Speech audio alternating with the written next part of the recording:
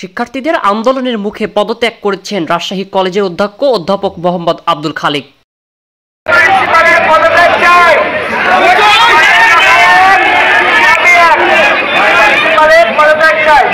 সোমবার 12 আগস্ট দুপুরে তিনি শিক্ষা মন্ত্রণালয়ের সচিব বরাবর নিজের পদত্যাগপত্র জমা দেন। জানা গেছে, সকাল থেকে অধ্যক্ষের পদত্যাগ ও রাজনীতিমুক্ত ক্যাম্পাস সহ বেশ কয়েক দফা দাবিতে কলেজের প্রশাসন ভবনের সামনে অবস্থান নেন আন্দোলনরত শিক্ষার্থীরা।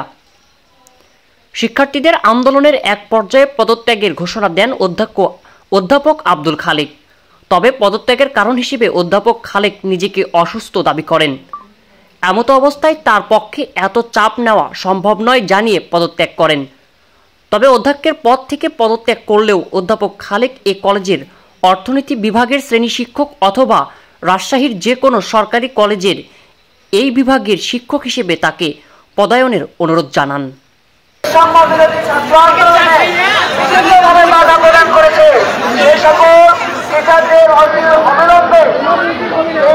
কলেজ থেকে ট্রান্সফার করতে হবে।